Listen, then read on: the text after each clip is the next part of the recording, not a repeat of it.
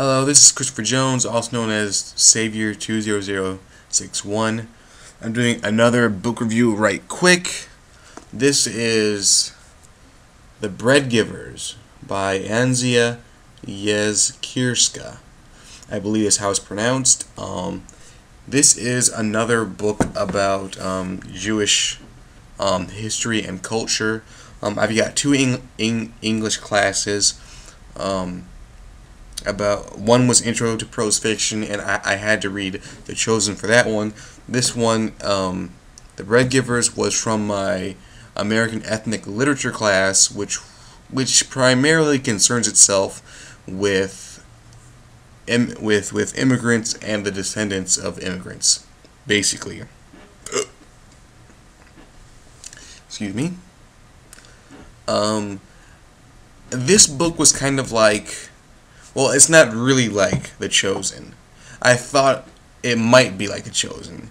I thought that I would not like this book. It turns out that I liked it very much. Now, The Chosen was about two boys struggling to find themselves against what their fathers wanted them to be.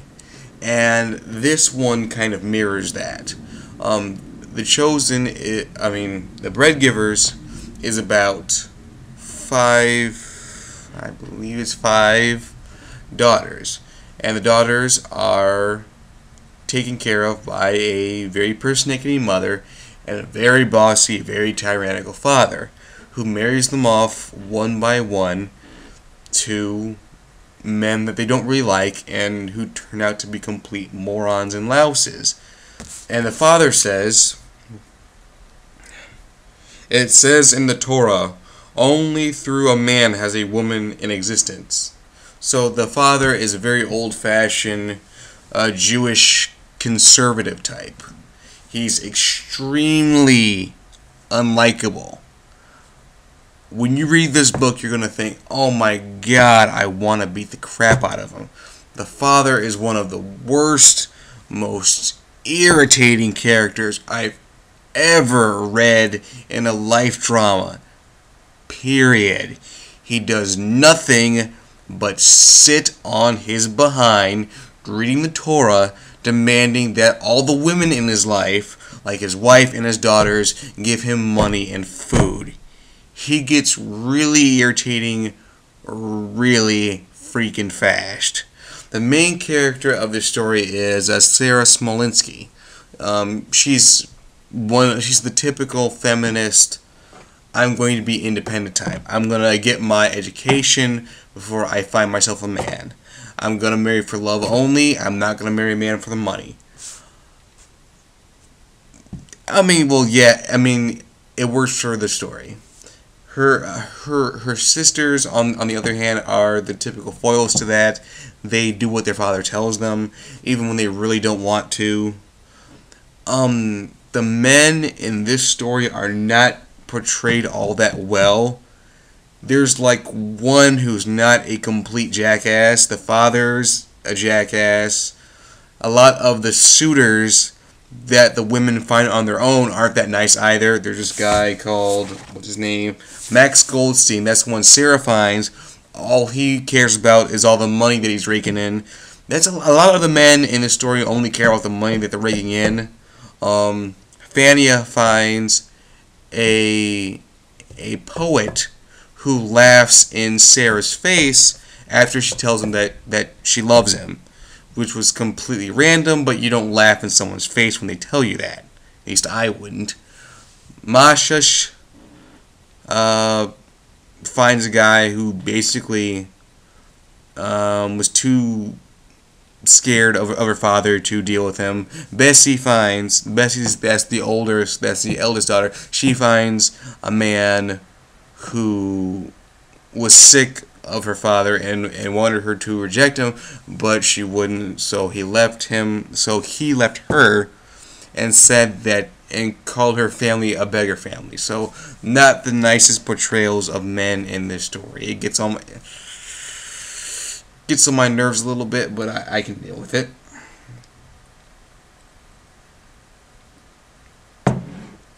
It's ginger ale, I swear. The prose was actually pretty good. It's very simple, nothing conceited here. Like with The Chosen, this is Jewish literature, Jewish immigration literature, so you're going to find a lot of Jewish words, and they will either be translated for you, or you'll just know based on the context what the person is talking about. The plot is just it's like another life novel. This is another life novel about a woman growing up, finding herself, trying to deal with the day by day. I like it. It's like one of my preferred genres. I preferred it in The Chosen.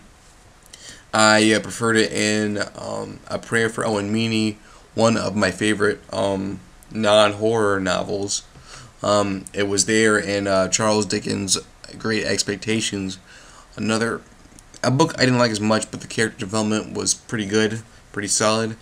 The climax, with when it comes to life dramas, you're not gonna have a huge shattering climax. It's generally going to be about the characters finding themselves and trying to reconcile their differences with their parents, especially in this type of novel about Jewish immigrants and their descendants.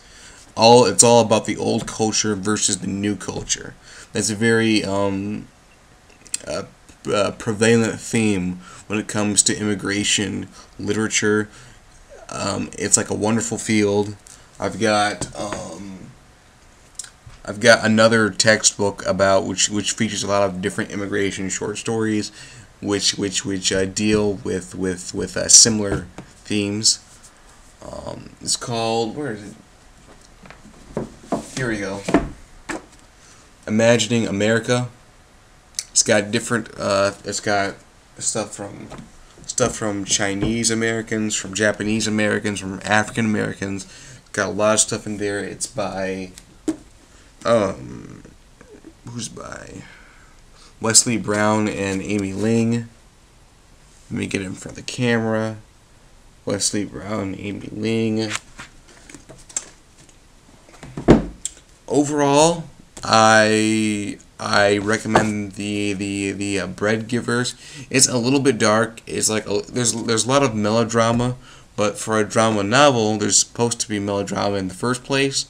I have a word of caution to you: men are not portrayed very well in this book. The father, he's going to get on your nerves, like you have no idea. He's a hypocrite, he's lazy, he's selfish, he never stops thinking about himself. He calls his wife woman.